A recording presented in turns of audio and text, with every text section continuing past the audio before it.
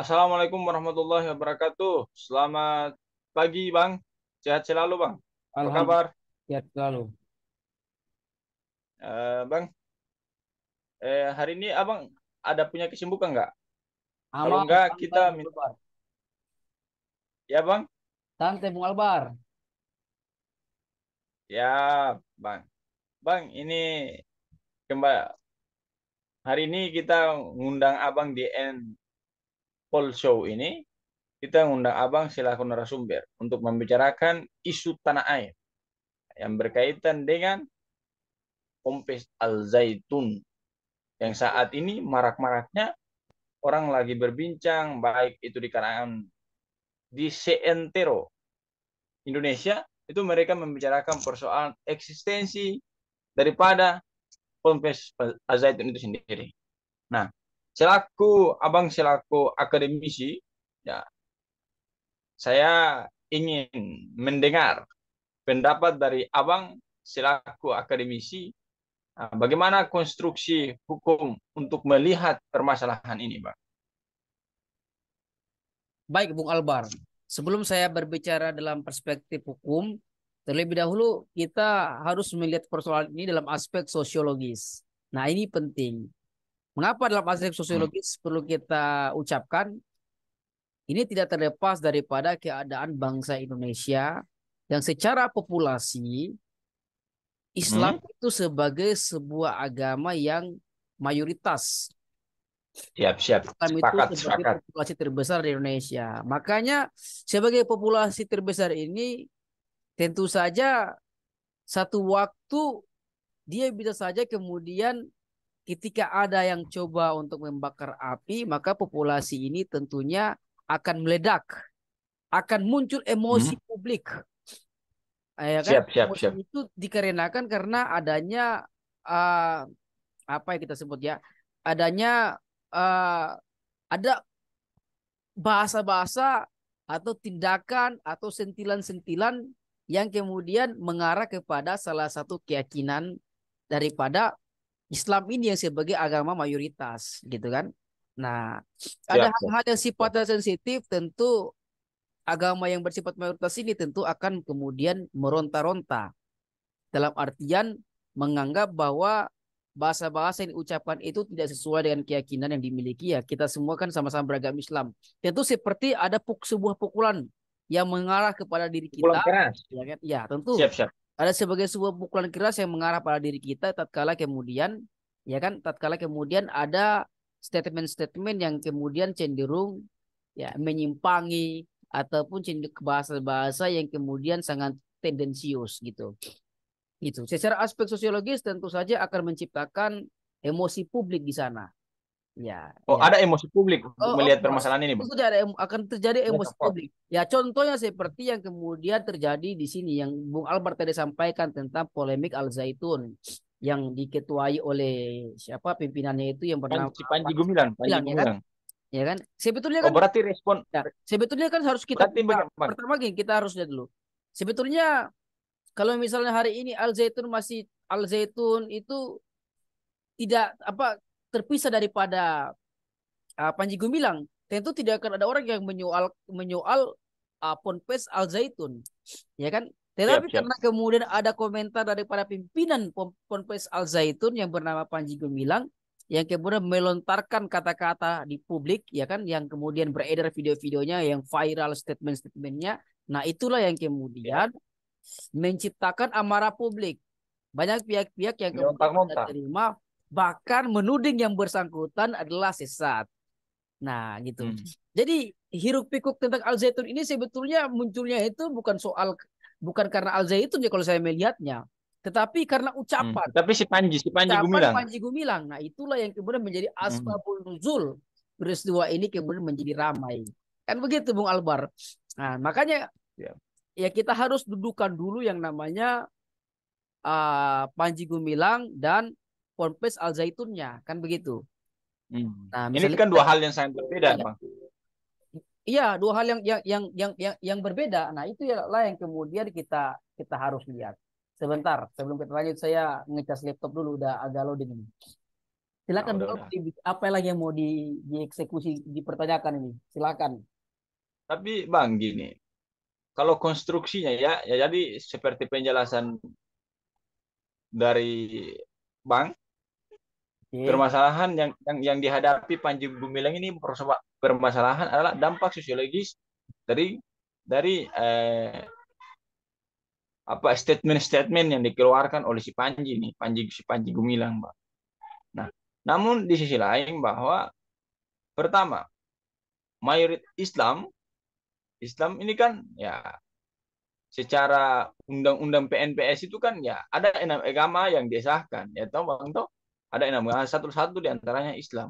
Nah, Ya. yang menjadi permasalahannya begini, di dalam Islam itu tidak ada klasifikasi. Nah, Islam jangan sampai kan di dalam Islam itu pasti ada klasifikasi. Nah, negara hanya memberikan tempat bahwasannya Islam itu maaf ada sejenis kayak negara hanya memberikan patok, tetapi untuk membagi permasalahan itu negara tidak mampu membaginya, dalam artian bahwa negara tidak mampu apalah tidak mampu artinya menurut saya begini Bang, negara tidak mampu memberikan satu regulasi yang mengakomodir permasalahan ini, dalam artian jika kalau betul-betul Pompes Al-Zaitun ini Bang, Hmm. kalau memang dianggap itu melenceng daripada nilai-nilai keislaman itu sendiri, apakah memang betul kita kan ada di Indonesia kan punya lembaga fatwa, ada lembaga-lembaga Islam yang nantinya membijaki itu,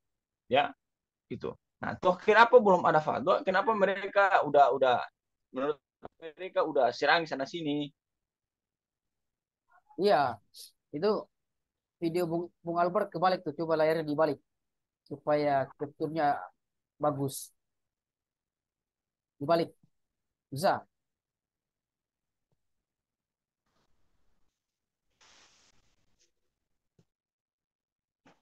Oke, gitu. Ya, jadi gini Bung Albert saya pikir. Sebetulnya itu dalam kehidupan beragama ini kan adalah hal yang bersifat privat, ya kan begitu. Nah, tetapi pula dengan keberadaan negara, maka tentu saja negara bertujuan untuk melindungi kehidupan antar umat beragama. Negara bertujuan untuk memfasilitasi kehidupan umat beragama, kan begitu. Nah, makanya tadi kemudian disampaikan Bung Alvar lagi sebagai lanjutan di negara misalnya sudah ada majelis fatwa yang kita silakan dengan MUI kan Majelis Ulama Indonesia gitu. Nah, tapi sejauh ini kemudian Bung Albert tadi sampaikan belum ada titik terang tentang polemik ataupun polemik pimpinannya Panji Gumilang. Nah, Bang, suaranya kecil-kecil. Aku udah dengar. cek cek kedengaran, Tapi kecil sekali, Bang. Tidak seperti pertama. cek cek kedengaran, kedengaran bisa Well, masih kecil, Bang. Masih kecil soalnya. Suaranya. cek cek kedua. Lepas handset aja, Bang. Biar ngomongnya Bisa? bisa-bisa. Waduh. Ya, jadi berkaitan dengan polemik negara misalnya. Ya, kita Masih tahu kecil, Bang. bahwa Masih kecil, kecil.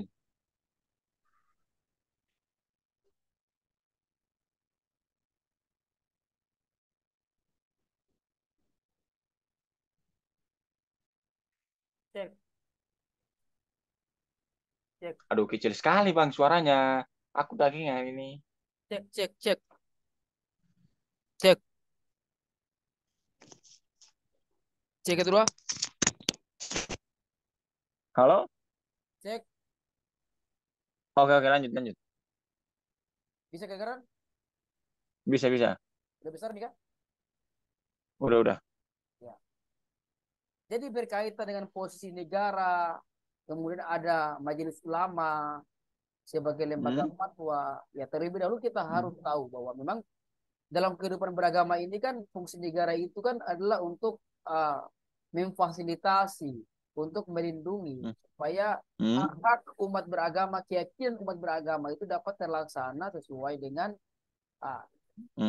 dan yang masing-masing kan begitu. Negara ditugaskan untuk itu. Nah, bukan Menjaga membatasi, menjaga tapi negara stabilitas. untuk memfasilitasi agar para umat beragama itu kemudian dapat melaksanakan hak-hak keagamaannya satu. Nah, kemudian Hmm. ada misalnya Bung Albar sampaikan ada Majelis Ulama Indonesia. Kenapa polemik berkaitan dengan Al Zaitun, polemik berkaitan dengan Panji Gumilang sampai hari ini tidak ada titik terangnya, tidak ada titik temunya. Hmm. Kalau Hmm. kita lihat hari ini memang saya pun masih beranggapan bahwa apa yang kemudian mencuat di publik ini sepintas kita bisa menyaksikan seperti ada sesuatu yang tidak beres. Tetapi memang untuk mengakhiri dengan sebuah kesimpulan ada kesesatan dan lain-lain sebagainya, tentu itu harus melalui mekanisme, tidak muluk-muluk kan begitu. Hmm. Tidak muluk-muluk. Siap, siap. Makanya sampai sejauh ini kan kita melihat bahwa banyak informasi-informasi yang kemudian beredar, misalnya Panji Gumilang melakukan uh, pelanggaran hukum, melakukan Hmm.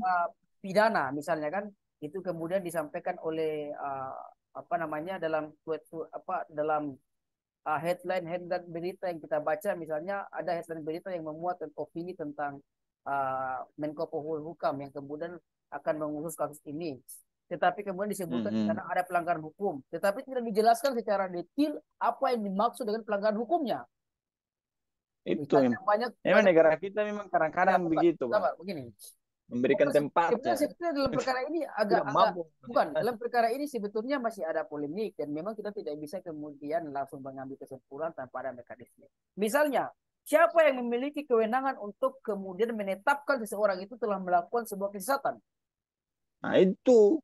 Ya, Makanya kita butuh siapa lembaga-lembaga yang punya Islam, kan, Bang? otoritas? Siapa yang punya otoritas untuk menetapkan orang-orang tertentu memiliki sebuah kesesatan? Manakala kemudian kita tahu bahwa di Indonesia, di dunia ini kemudian ada berbagai macam pandangan-pandangan ataupun aliran-aliran dalam keagamaan, ya kan? Siap, siap. Of course. Ya, ya kan. Jadi di situ kan menjadi sebuah polemik. Makanya kemudian ada Majelis Ulama Indonesia misalnya untuk kemudian Hmm. memberikan vonis terhadap persoalan-persoalan tersebut, kan begitu. Nah, Kan itu kan saya bilang sebagai ya kemudian ini kemudian dialihkan kepada misalnya ada dugaan tindak pidana yang dilakukan oleh Panji Gumilang yang kemudian Hmm. dianggap melanggar ketentuan pasal 156A Kitab Undang-Undang Hukum Pidana tentang penodaan Hmm. penistaan terhadap agama. Nah, Penistaan agama. kalau kita lihat polemik-polemik yang dilakukan oleh Panji Gumilang, misalnya dia mengatakan bahwa perempuan bisa menjadi khotib, perempuan berada di saf depan bersama-sama dengan laki-laki, kan begitu. Dan yang Itu dia katakan bahwa Al-Quran itu adalah perkataan Nabi, misalnya, iya kan? Dalam headline berita yang kita baca, misalnya disebutkan bahwa dia mengatakan Al-Quran perkataan Nabi, iya kan?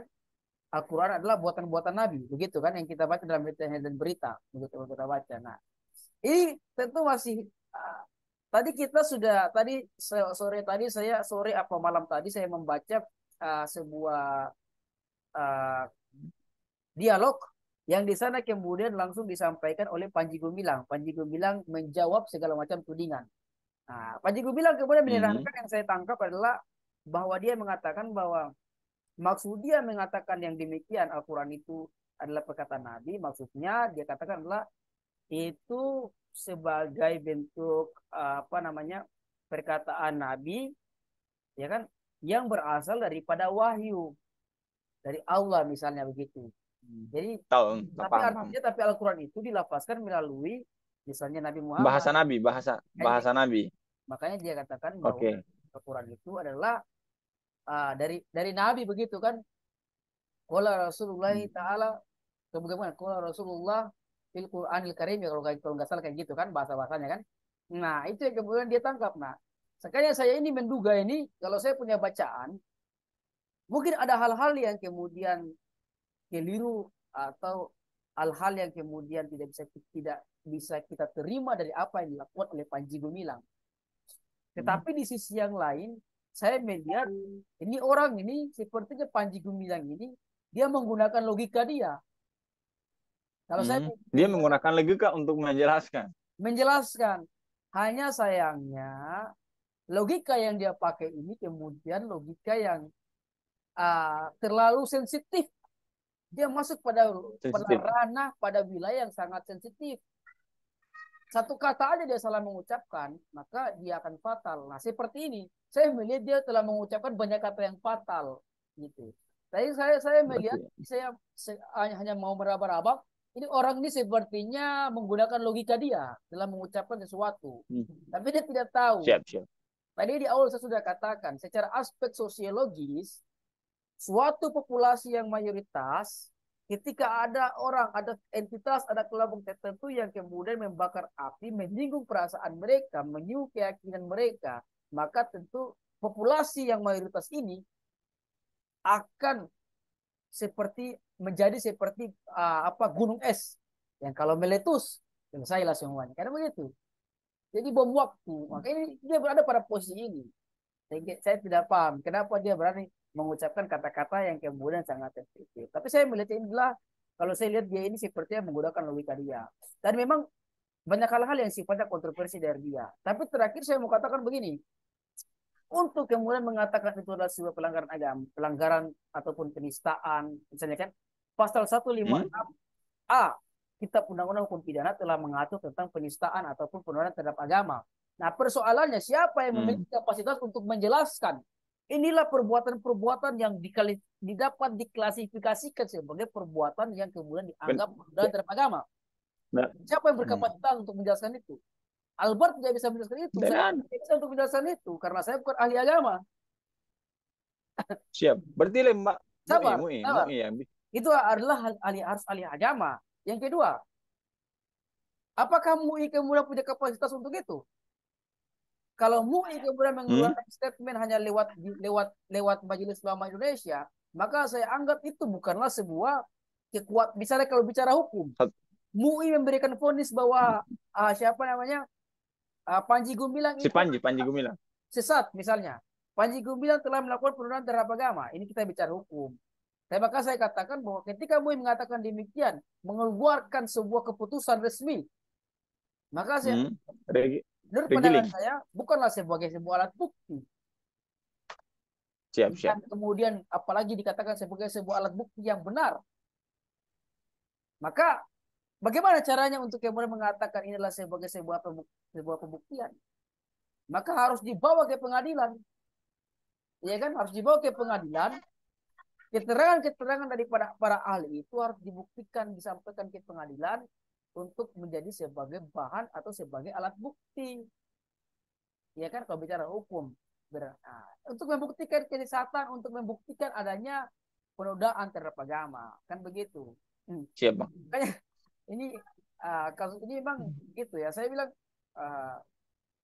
ini saya tadi menonton video daripada Panji Gumilang. Saya pikir memang banyak hal-hal yang memang dia perlu menjelaskan.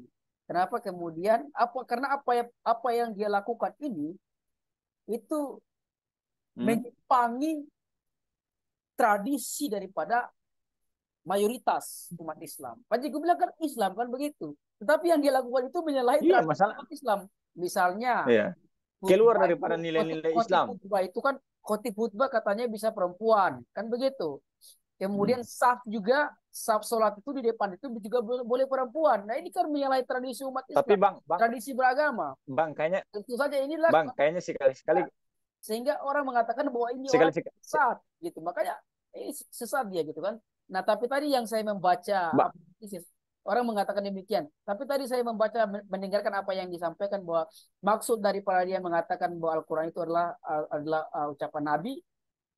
Ya, ternyata dia pakai logik, dia lupa pakai apa saya baca saya pintu saya memaknainya bahwa maksudnya adalah itu diucapkan oleh Nabi Muhammad. pendekatannya pendekatan Ya, logika. ya, itu diucapkan oleh Nabi Muhammad apa oleh Nabi apa Muhammad.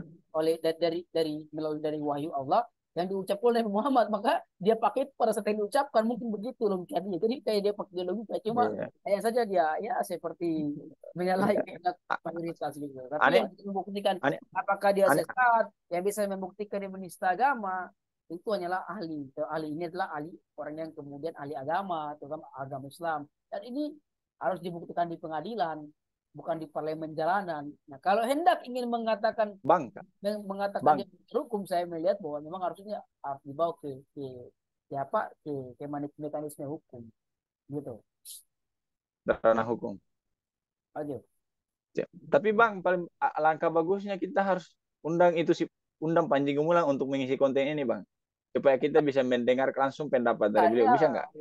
ya, gitu. Saya berharap kemudian ah, siapa Panji Gumilang ini hari ini memang bikin bikin kita ribut. Jadi saya nggak mengerti juga kan.